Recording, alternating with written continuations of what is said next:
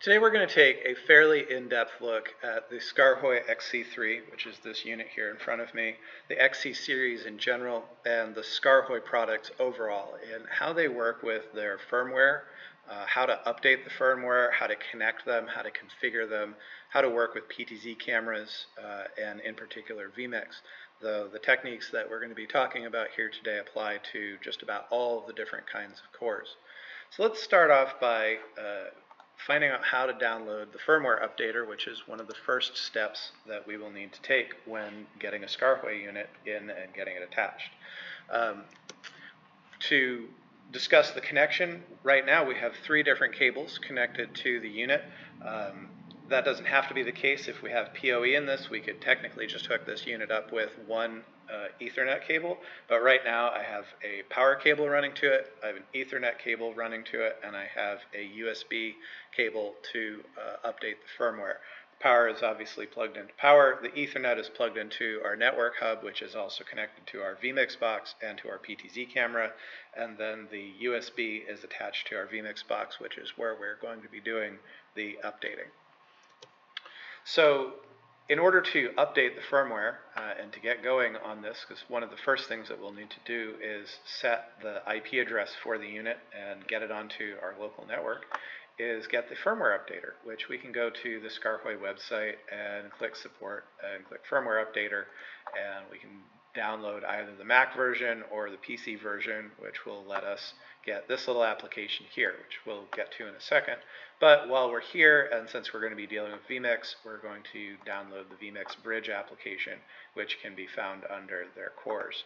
So if you go down to the vMix core, you'll see that there's a link to the vMix Bridge application, which you can click here and download it. And I have that running here. I'm just going to turn that on, and we'll talk about that more in a few minutes. But first, let's take a look at the firmware updater. So I'm going to click this button, Online Configuration. If you're not connected to the internet, you would need to do local configuration, which is a way of editing the firmware configuration locally. But the online configuration stores your firmware in the cloud, which is a great way of kind of backing everything up, and everything is always up to date. So when I click Online Configuration, it's going to take me to Skaarhoj, cores.skaarhoj.com, and then it's going to enter in this long string of numbers, which is unique to my unit. And you can see that this is a little representation of my control surface here, and it has all the little buttons, and we can click on them, and we can see that currently nothing is set up. That's because we have no cores currently configured. But to start with, if you want to go down to the controller's IP settings, this is where they're set. And currently, I'm on a .1 network, so I have this unit's IP address set to 192.168.1.99, plus a couple of other things. That should be a 1. But for the most part, this is all we need to do is just tell the IP address what the IP address is of the unit so that it can be getting onto our local network. So the first thing that we need to do before we can even configure how this unit is going to work is to pick our first device core. So I'm going to go to Device Cores, and no devices are currently added. Add another device core. And when we click that, we get this very, very long drop down of all of the device cores that are available. So we can see a lot of PTZ cameras, Blackmagic devices. This is where the ATEM is. We can control Caspar CG, Ensemble Designs products, generic Visca protocols, flares. Here's some more PTZ cameras, the NewTek PTZ camera, the PTZ optics camera, which we will get to in a minute. So you can see there are a lot of different cores. The one that we're going for here is the vMix core. So I'm going to click this, and it will add this core. So I'm just going to click Save, and when I go to my controller configuration, you can see that the vMix core has been added, and now when I click this drop down, I get vMix options, and previously those weren't here, just these system options, which by themselves don't do all that much. So in order to get this unit to start doing things, we need to configure it. And I'm going to use this as my program bus for now, and I'll get into some more cool things that we can do with that soon. And I'm going to set this to vMix active source. So my program bus is going to be my active source. My preview bus is going to be my preview sources. So I've set this to input 1, program and preview, input 2. So I've just got inputs 1 and 2 for program and preview. For now, I'll show you. We'll populate all of these at some point, but first we'll do a couple of different variations and get into some of the cool different things that the Skaarhoj units can do, other than just how this is programmed. We can also make it behave in different ways. So there's two others I want to adjust. I want to set what the T-bar does. So this is my transition position, and then I'm going to set the cut button to be cut, and then the auto button to be auto, which here is called fade. And this, just an important note here, the style corresponds to the different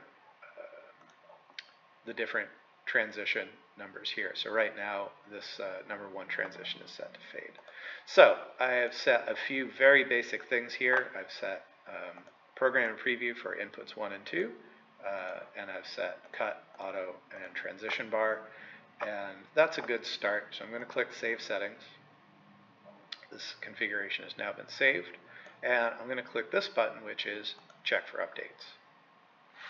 So when I go to Check for Updates, what it's going to do is it's going to generate a firmware file on the server, and it's going to save that firmware, and then once it's done being generated, it's going to download it to my system, download it to the firmware updater software, and then it's going to upload it to the control surface, which is pretty neat.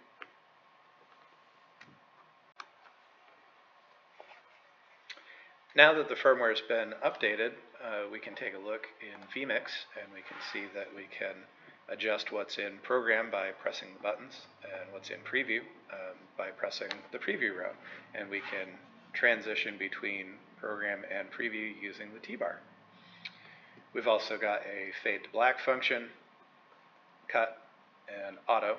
And if we wanted to change that from auto to something else, like cube zoom, my favorite, we would hit the fade button and it would run whatever transition is set in here. Sometimes I use merge if I'm doing some like region of interest stuff. But for now, we've got some basic settings, and if you look at the unit, you can see that the lights are lit up to tell you what's active in program and what's active in preview, and the different displays also are illuminated. So what these displays currently say is MZ03, which is not terribly informative, but one of the neat things about the Skaarhoj control surfaces is that they pull their data from vMix or whatever program, and as I make changes to it, now if I take a look,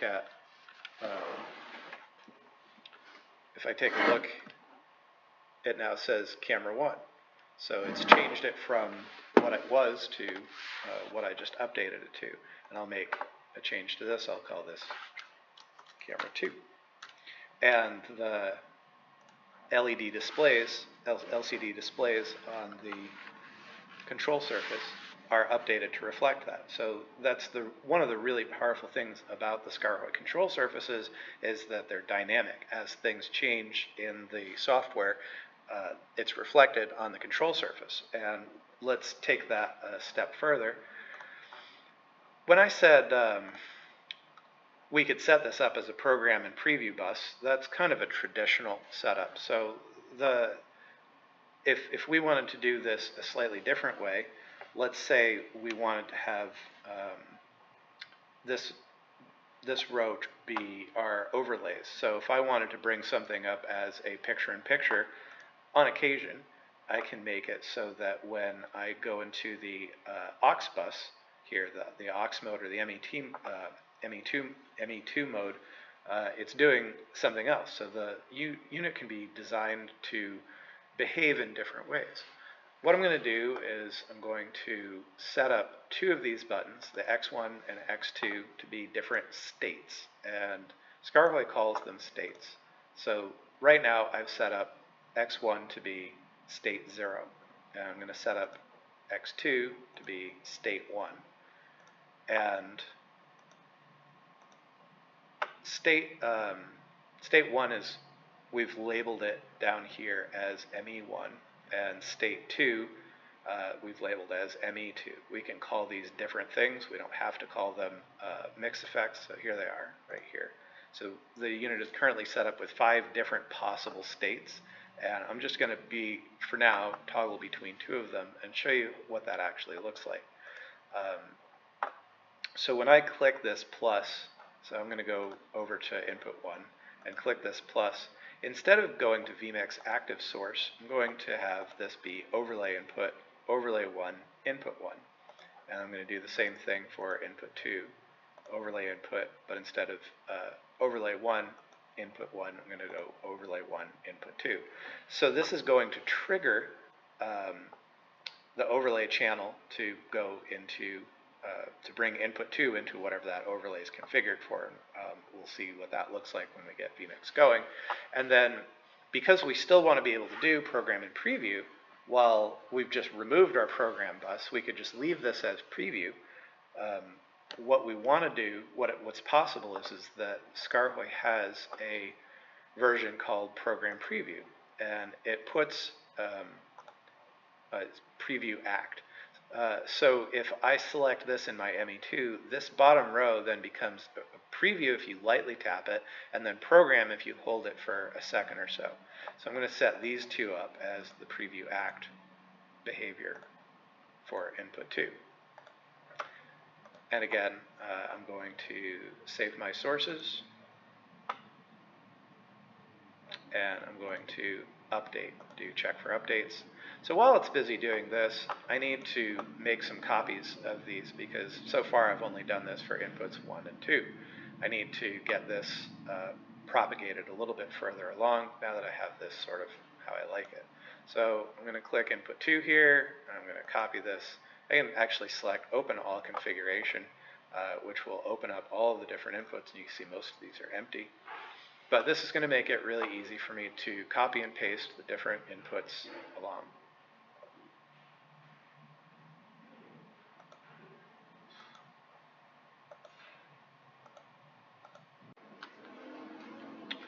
Now that the firmware for that's been uploaded, we can take a quick look at what that has done. So when we take a look at the control surface now, we can see that up here we have an ME1 and an ME2 button. These are going to be whatever we named them. In this case, they're called ME1 and ME2, but they could be called Mode 1 and Mode 2, or Layout 1, well, whatever's going to fit there. And then we've copied, we copied our different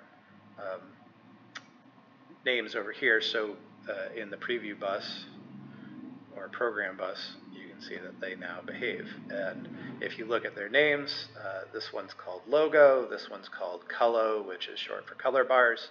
And up here, if we change from mode 1 to mode 2, now watch closely, the layout for how this works changes now. So instead of being the program bus, this is now triggering off overlays.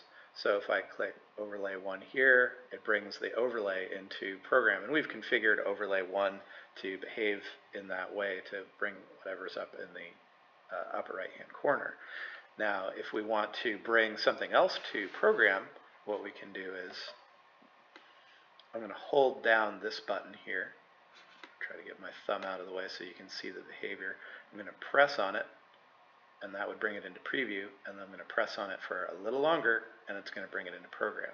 So you can see now this is what's in program, this is red, this is what's in preview, this is green. So if I hold down this one, that one now changes to red, and this one swapped with it. So the functionality is very powerful. I can just preview these devices, these inputs by pressing on them, or I can bring them active to program by holding them down. So these are just 2 different modes. Now I'm going to switch back to mode 1, and now I can just control what's in program. I'm going to hop back to mode 2 because I need to turn this off. So now I have these 2 methods of controlling. So what have we learned so far? we've learned how to take the XC3, hook it up to a system, and edit its firmware. Now, this behavior is not strictly limited to vMix.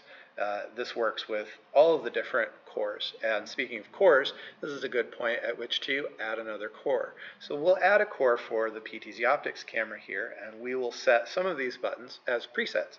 You can see that we have no joystick here, but we're still able to set up presets which will allow us to create presets for any number of cameras. In this case, we only have one PTZ optics camera here, so we'll set that up as a preset. So let's get to that.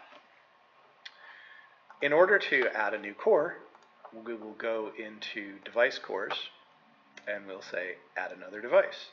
So I'm going to go down to my PTZ optics. It says PTZ optics 20X, but this is a 12X. It doesn't really matter. It talks to it the same. Let's save those settings. And we're going to go back to our controller configuration.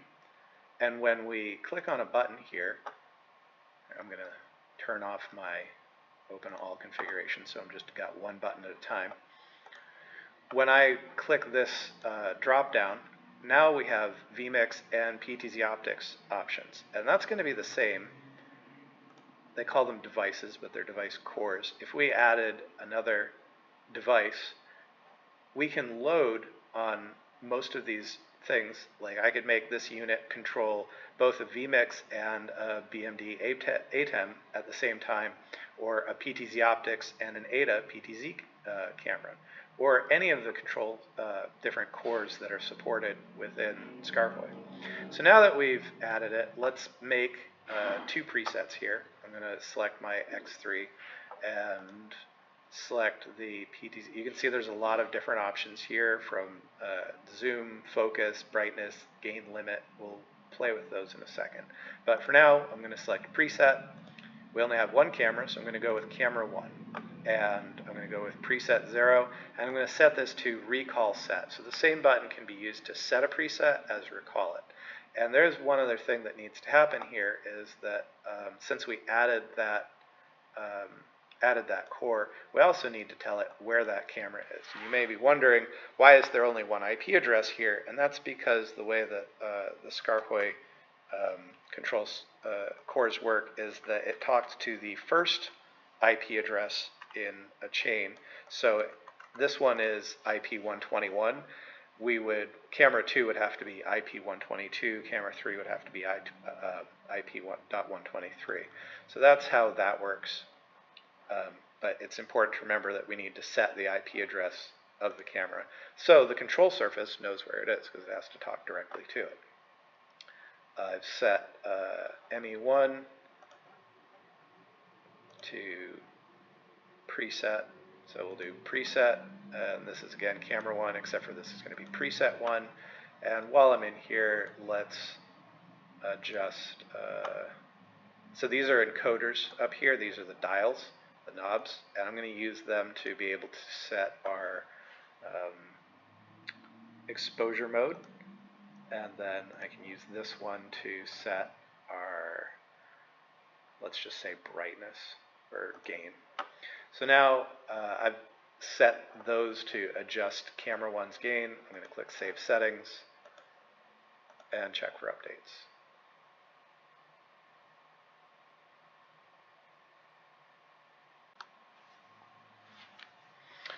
Now that we've set our presets and our encoders, we can create a few presets. And what I'm going to do is I'm going to start by having this be preset 0. So I'm going to hold down on this and watch it turns green there to let you know that that preset has been set. I'm going to use the software by dialing into the camera to move it around. So I'll aim it up at me, hold down preset 1 to set another preset. Zoom in really tight on one of these so you can see better. I'm going to hold down this preset till it turns green. That's setting preset 3. And then we'll zoom over a little bit. And here's preset 4. Now, if I press this preset, it takes camera 1 to our default shot. Preset 1 goes to me. preset 2 gets really close in on the action, and then preset 3 is another one. So these are the 4 presets that we've set up, and we can configure any of these buttons on the control surface to be PTZ presets, program and preview, overlays. We've just wired it in this particular way.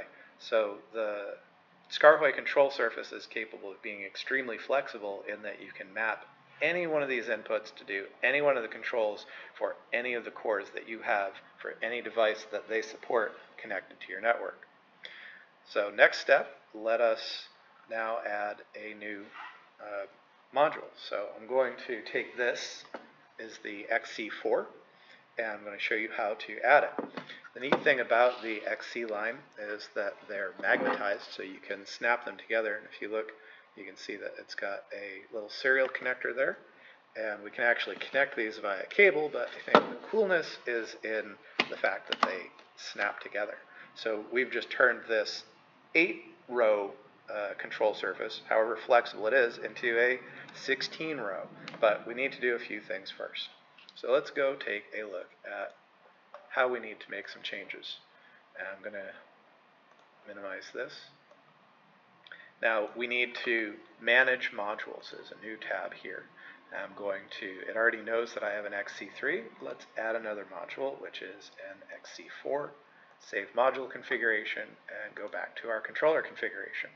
So when I go to my controller configuration, you will see that I now have a new module. So I've got these 2 units are connected to each other now, and we're going to create a new configuration.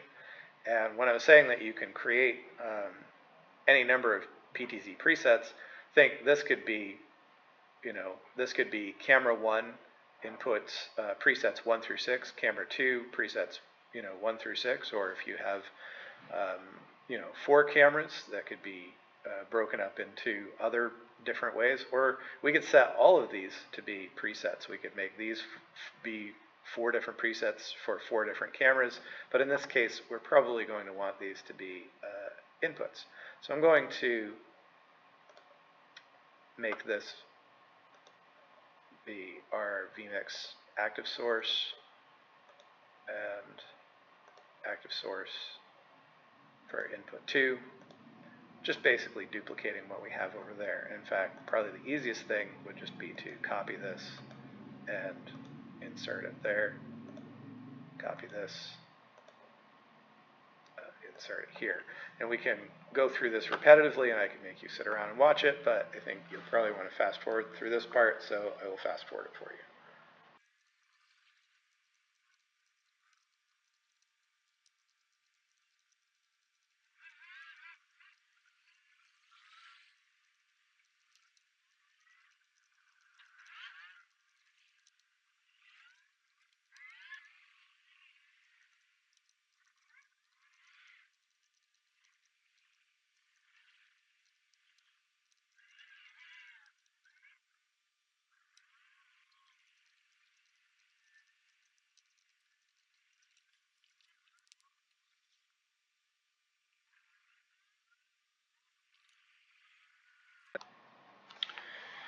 We've finished uploading the core now, and we have made a couple of changes here. So let me go through them briefly. We've set this middle bunch of keys to be inputs 1 through 8, and program and preview. And then we also have 2 different states to make this these rows behave in different ways, so that if I want to access overlay 1 for all of these inputs, I can do that through this what used to be our program row, and I can access both program and preview through this secondary row. We've created 4 presets across the top for our PTZ camera, and then I also added presets 5 through 8 over here. I accessed 3 more of the vMix transition styles, which I'll show you in a minute, and then I set up a row for overlay 2 up here. So this is accessing inputs 1, 2, 3, and 4 through overlay 2. And we also have our cut and fade, and then we have another 16 buttons that we can do even more with, but I'm not going to set that up right now. I'm just going to show you what it is that we've done so far. So let's take a look at what that looks like in the software. Bringing up vMix, you might be wondering, how is it that I'm keeping track of all of that? And the really neat thing is that the software has labels for, has labeled the Skaarhoj control surface with all of the relevant information. All I have to do is look at it and know exactly what it's doing. So if I want to change between program of any one of these inputs, I can just press that button, and then if I want to access preview, again, that's just this bottom row here. If I switch to the different ME, again, to preview, I'm just pressing it, and to bring it to program, all I have to do is hold it. So that brings it to program. I've also, as I mentioned, accessed some of the different transitions. So if I need to access transitions beyond just fade, I've got those buttons up here, and those can be any one of the transitions or transition speeds set in the middle bar of vMix. I've also created 4 more presets, so if I want to create another preset on the fly while I'm working, let's zoom in on me for a second. So I'm going to set that to number 5 here, and then I can go back to our normal preset, and then back to 5, and then use any one of our standard presets. So that's an extra 4 presets over here, and then I've also configured it to, let's go back to ME1. I've also configured it to bring up different inputs to overlay 2. So overlay 2 is now set up to bring this picture-in-picture in the upper left, and if we switch over to ME2, I can bring up any other picture-in-picture in the upper right. So this is just how I've configured the overlays to behave. I could make them transition on and off, doing something other than fade. Let's use the famous cube zoom, and we'll do cube for this one, and I'm going to push it back just a little bit more. So you can see when I bring it up now, it's got an interesting transition to bring it on. So take it off, and take that off, take that off, and go back to ME1, and the behavior goes back to normal. So we have a lot of different functionality that we've mapped to this control surface so far, and that's really only scratching the surface. It does, however, give you a little bit of an idea of what all the different possibilities with these control surfaces is. And really, another way of looking at the Skaarhoj control surface is, what kind of buttons do you want? Because functionally, under the hood, any control surface can be made to interface with any one of their kinds of cores. You can see that we have no PTZ controller on here. We've got no joystick, but we're still controlling a PTZ camera. We could get one of the PTZ control units, but it can still be controlling an ATEM or a vMix or other switcher or router. So the real kind of question is, what kind of interface do you want? What's best for your needs? And then you can look at the different Skaarhoj controllers.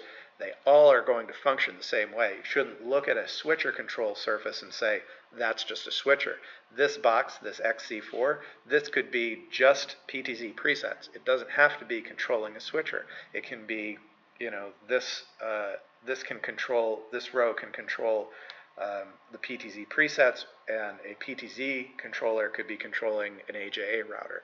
So there's a lot of different methods of attacking this, and I just wanted to kind of get an idea for you to understand how it is exactly that the Skaarhoj units interface with products, how to configure them, and how to work with them to configure them for the best use for your needs to control the different kinds of equipment in your studio.